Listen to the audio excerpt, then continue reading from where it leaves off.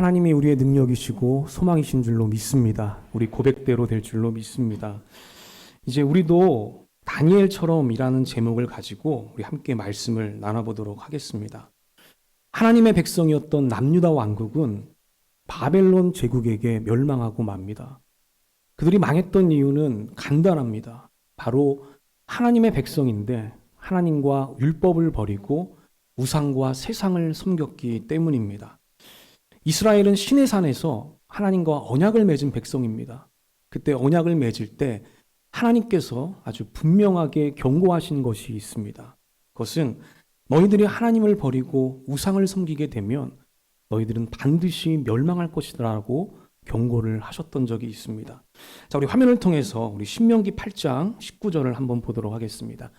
자, 새번역 성경인데 우리 함께 읽어보도록 하겠습니다. 시작. 내가 오늘 당신들에게 다짐합니다.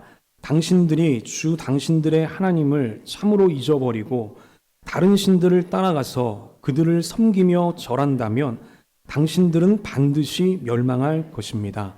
아멘. 자, 이렇게 하나님의 뜻은 분명했습니다.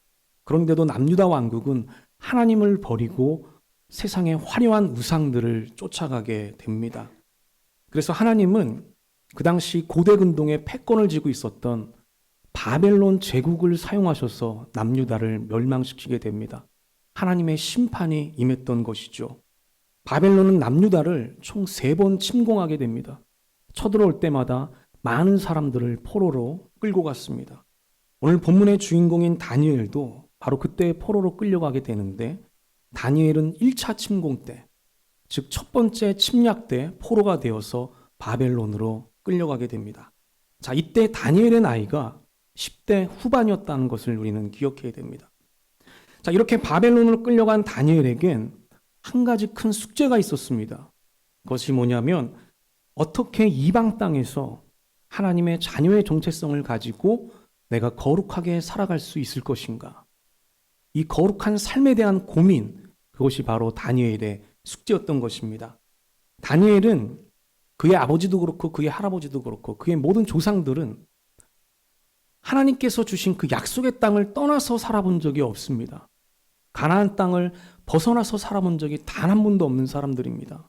그런데 이제 완전히 낯선 세계에서 이방 땅에서 세상의 땅에서 살아가야 했던 것입니다. 당시 바벨론은 신들과 우상이 가득한 곳이었습니다. 또 그 당시 바벨론은 세상의 풍습과 문화, 또 쾌락과 여러 가지 관습들이 성행했던 곳이었습니다. 어떻게 그런 곳에서 하나님의 자녀다운 삶을 살 수 있을까? 하나님의 거룩한 삶을 유지하면서 살아갈 수 있을까? 그것이 다니엘의 고민이면서 숙제였던 것입니다. 자, 그런데 성경을 보니까 놀랍게도 이 다니엘은 그 숙제를 아주 완벽하게 채워나가는 것을 우리가 보게 됩니다. 하나님의 자녀로서 이방 땅에서 바벨론이라고 하는 그 세상 땅에서 매우 성공적으로 살아가게 됩니다. 저는 이런 다니엘의 모습이 우리들에게도 많은 도전과 영감을 준다라고 생각합니다. 왜냐하면 우리도 세상 한복판에서 살고 있기 때문입니다. 우리가 살아가는 이 세상엔 온갖 우상들이 가득합니다. 또 우리가 살아가는 이 세상엔 우리의 욕심과 욕망을 자극하는 세상의 문화와 쾌락들이 즐비한 곳입니다. 이런 곳에서 우리도 거룩한 삶을 살아야 하고 성공적인 삶을 살아야 하는 것이죠. 그렇기 때문에 다니엘에게 주어졌던 그 숙제가 오늘 우리들에게도 동일한 숙제인 것을 알게 됩니다. 그러면 어떻게 우리가 그렇게 할 수 있을까? 저는 이것을 위해서 오늘 다니엘의 2가지 모습을 살펴보고자 합니다. 우리가 이 2가지 모습을 본받을 수 있다면 우리도 이 땅 가운데서 거룩한 삶을, 하나님의 자녀로서 성공하는 삶을 살아갈 수가 있게 될 것입니다. 오늘 다니엘을 통해서 우리의 삶과 믿음을 고민해보는, 또 성찰해보는 그런 유익한 시간이 되시기를 예수님의 이름으로 축복하겠습니다.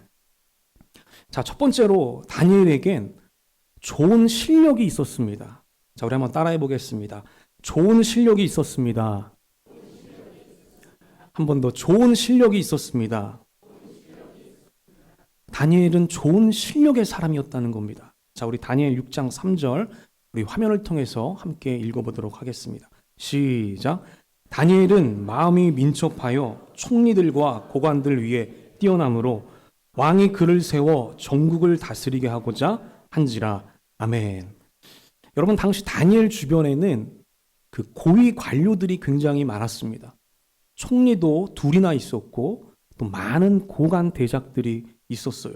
그런데 그 중에서 누가 가장 뛰어났다는 겁니까? 다니엘이 가장 뛰어났다는 겁니다. 그래서 왕이 다니엘을 그 모든 관료들 위해 1인자로 세웠다. 오늘 6장 3절이 우리들에게 말씀하고 있어요. 자, 그런데 놀라운 사실이 있어요. 그게 뭐냐면 다니엘이 1인자가 됐던 그 때입니다. 언제 다니엘이 그렇게 1인자가 됐을까? 자, 그때가 언제냐면 나라가 망하고 새로운 나라가 들어설 때 그때 1인자가 됐다는 거예요. 자, 우리 화면을 통해서 다니엘 5장 우리 30절 31절 한번 보겠습니다. 자, 역시 다 같이 한번 읽어볼게요. 시작. 그날 밤에 갈대아 왕 벨사살이 죽임을 당하였고 메데 사람 다리오가 나라를 얻었는데 그때 다리오는 62세였더라. 아멘. 여기 31절에 보면 누가 나오죠? 다리오라는 사람이 나오죠. 이 사람이 갈대아 왕인 벨사살을 죽였다고 얘기해요. 그러니까 바벨론을 멸망시킬 겁니다. 그리고 이제 새로운 나라를 세웠다는 것이죠. 그 새로운 나라가 바로 페르시아 제국이었습니다. 나라가 바뀌고 정권이 바뀌게 된 겁니다. 여러분, 보통 이렇게 되면 이전 정권에 있었던 사람들은 모두 어떻게 될까요? 거의 대부분 실각하게 됩니다. 죽지 않으면 다행이고 거의 모두 추방당하게 됩니다. 그게 보통의 역사에서 볼 수 있는 일반적인 장면입니다. 자, 그런데 오히려 다니엘은 정권이 바뀌고 나라가 바뀌었는데 직급이 더 올라갔다는 거 하는 것이에요. 그러니까 요즘 말로 이제 역주행 형상이 일어나게 된 거예요. 역주행. 그러면 왜 그렇게 역주행이 일어나게 됐는가? 어떻게 그렇게 놀라운 일이 벌어지게 됐는가? 성경이 그 이유를 우리들에게 말씀해주고 있는데 바로 다니엘에게 좋은 실력이 있었기 때문이라는 겁니다. 자, 우리 아까 봤던 6장 3절을 우리 화면을 통해서 다시 한번 보겠습니다. 이렇게 얘기하죠. 다니엘은 마음이 민첩했다. 자, 그래서 총리들과 고관들보다 뛰어났다. 이렇게 얘기해요. 그래서 왕이 그걸 보고 다니엘을 1인자로 세웠다라고 말씀하고 있습니다. 여러분, 페르시아 왕이 다니엘의 그 실력을 봤던 거예요. 마음이 민첩했다라고 얘기합니다. 이것은 다니엘에게 정확한 지혜와 아주 신속한 명철함이 있었다는 것을 말해주는 것이에요. 그래서 그 실력을 봤는데 도저히 다니엘을 버리기가 아까운 겁니다.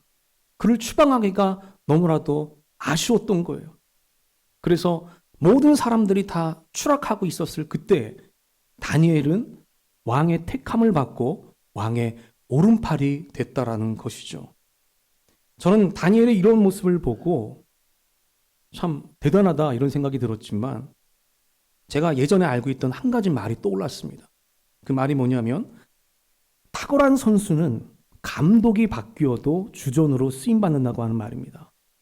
우리 한번 따라해 보겠습니다. 탁월한 선수는 감독이 바뀌어도 주전으로 쓰임받습니다.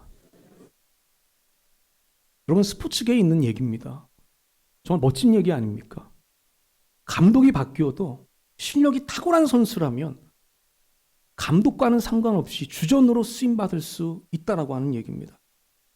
여러분, 다니엘은 탁월한 선수였다는 거예요. 그에게는 뛰어난 실력이 있었습니다. 사람들이 사모하고 또 사람들이 동경하는 빼어난 능력이 다니엘에게 있었다는 것이에요.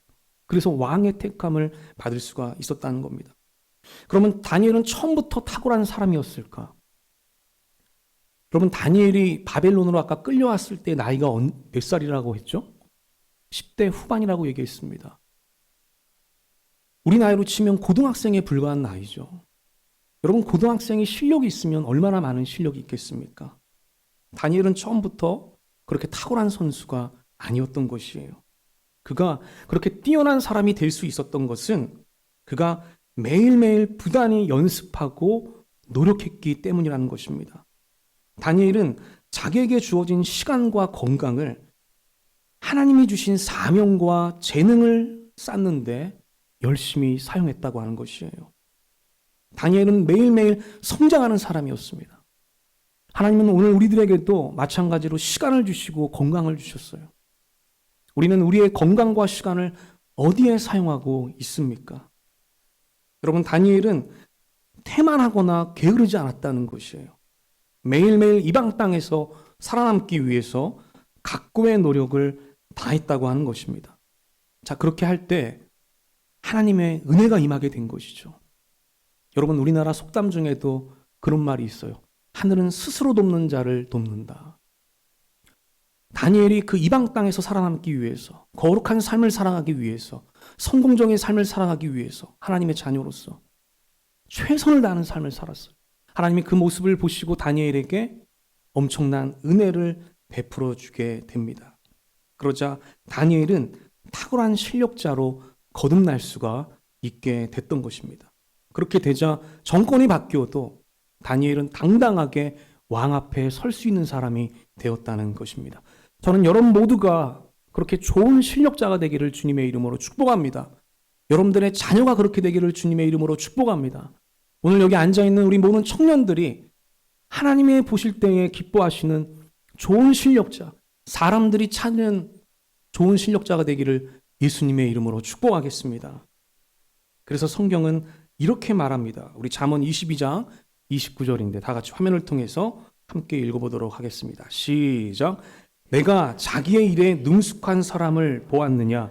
이러한 사람은 왕 앞에 설 것이요 천한 자 앞에 서지 아니하리라. 아멘. 오늘 우리들에게 지혜를 전달해주는 이 잠언의 말씀이 여러분 뭐라고 말씀합니까?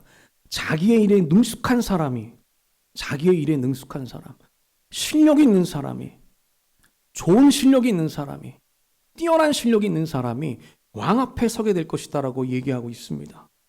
자기의 일에 능숙했던 다니엘은 혼란한 시기에, 나라가 바뀌고 왕이 바뀌는 그 혼탁한 시기에 그는 다른 사람들과 같이 추락하지 않고 그가 왕의 오른팔이 될 수 있었던 것은 바로 다니엘은 자기 일에 능숙한 사람이었기 때문입니다. 탁월한 실력, 좋은 실력이 있었던 것이죠. 그래서 그 이방 땅에서 하나님의 자녀로서 성공적인 삶을 살아갈 수가 있었던 것입니다. 저는 이 모습을 보고 이 말씀이 다니엘의 삶 가운데 실제로 이루어졌구나 하는 사실을 제가 알게 됐습니다. 저는 우리 신앙인들이 반드시 좋은 실력을 길러야 하는 이유가 있다고 생각합니다. 우리 신앙인들은 믿음도 좋아야 하지만 좋은 실력을 가지고 있어야 한다는 것입니다. 첫째는 세상이 좋은 실력을 요구하기 때문이에요. 우리가 살아가는 이 세상은 좋은 실력을 요구합니다. 그래서 사람들은 좋은 맛집에 찾아가죠. 좋은 정비소를 찾아갑니다. 좋은 학교를 가려고 합니다. 또 좋은 미용실을 가려고 합니다. 저도 어저께 좋은 미용실에 가서 머리를 자르고 왔습니다. 좋은 선생님을 만나려고 해요. 여러분 왜 그러겠습니까? 좋은 실력이 있는 사람들을 만나고자 하기 때문이죠. 우리도 이처럼 좋은 실력을 요구하고 필요로 한다는 것입니다.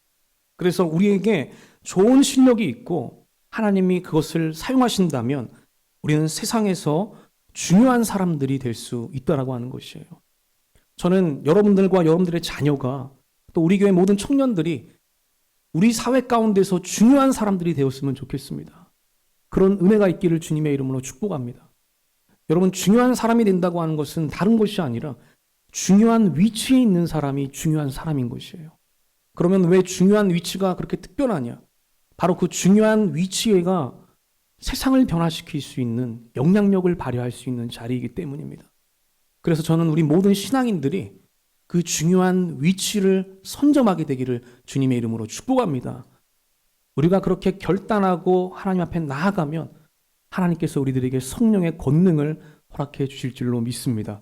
우리에게 성령의 권능이 있을 때 우리는 유다와 사마리아와 예루살렘을 벗어나 세상 끝날까지 땅끝까지 이르러서 하나님의 증인이 될 수 있게 되는 것입니다. 하나님의 선한 영향력을 발휘하는 하나님의 사람들이 될 수 있는 것이기 때문입니다.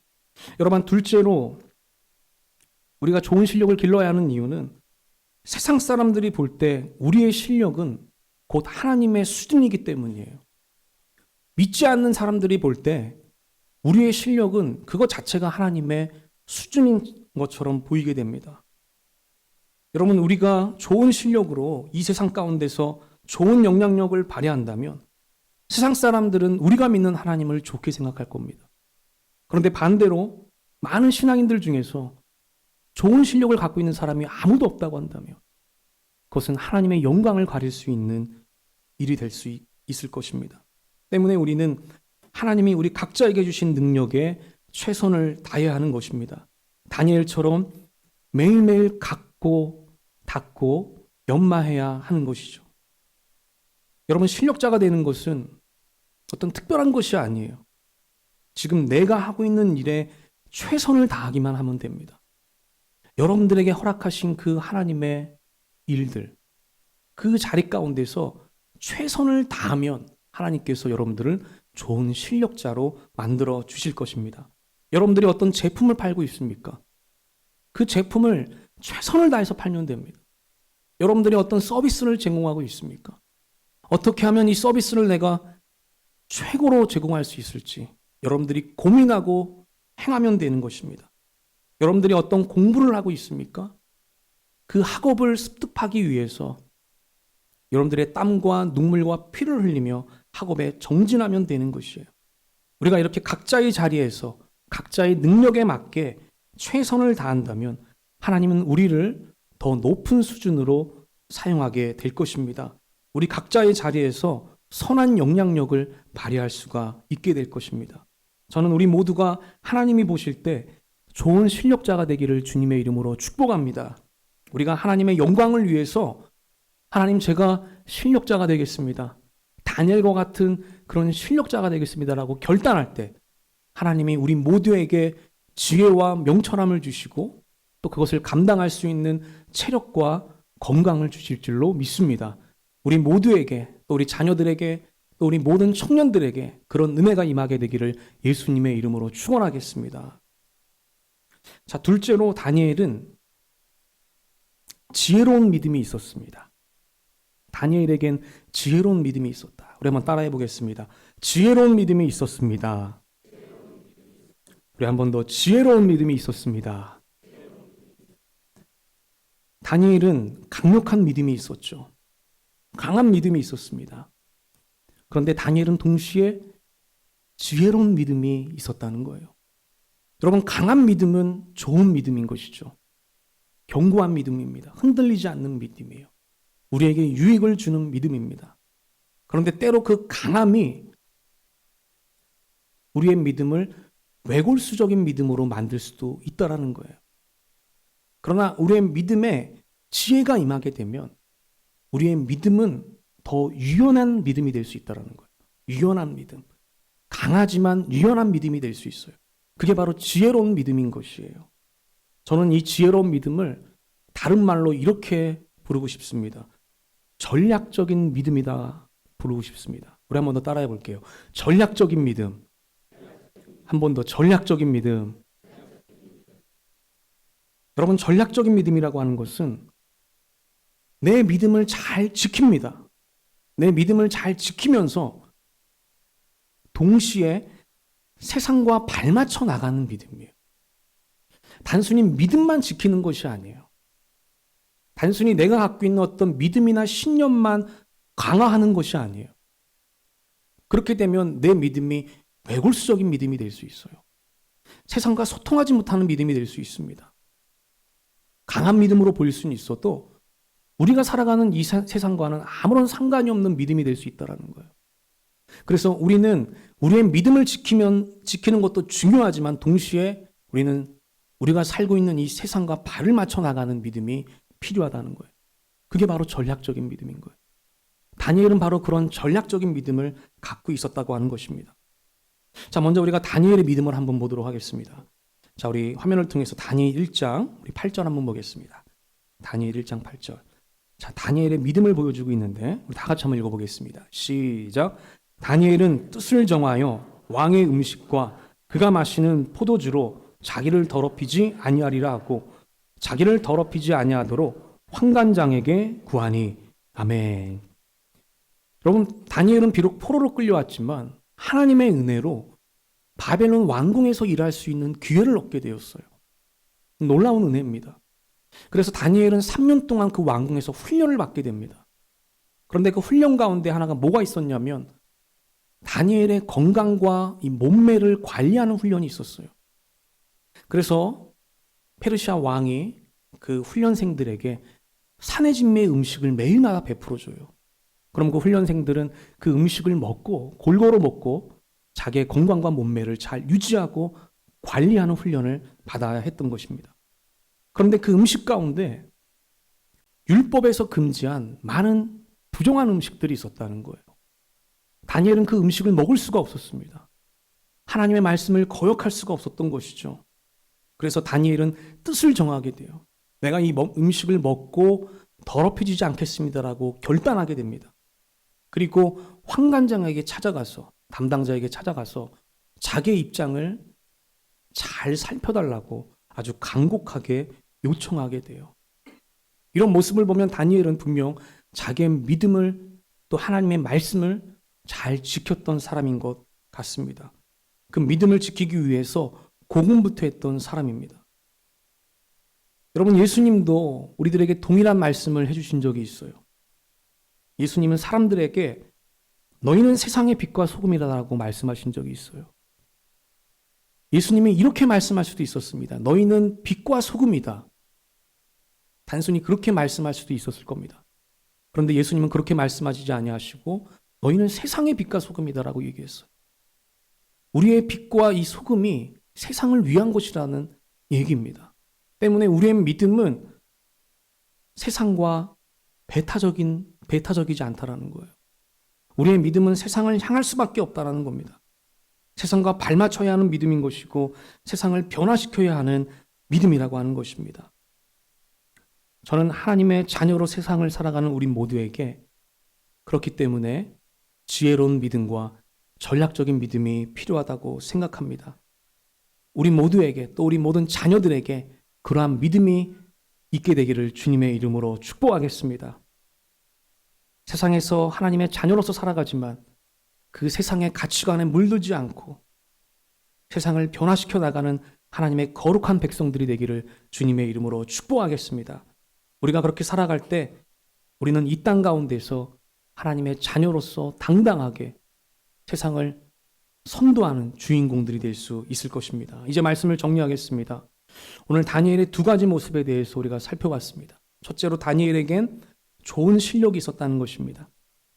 다니엘은 자기에게 있는 능력과 건강과 시간을 허투루 사용하지 않았습니다. 세상 땅에서 하나님의 자녀로 살기 위해서 늘 최선을 다했고 실력을 쌓았습니다. 그러자 하나님께서 다니엘에게 은혜를 주셨고 다니엘은 이방 땅에서 거룩한 삶을, 성공적인 삶을 살 수가 있었던 것입니다. 둘째로 다니엘에겐 전략적인 믿음이 있었다는 것입니다. 자기의 믿음을 지키면서 동시에 세상과 발맞춰 나가기 위한 지혜가 있었다는 것이죠.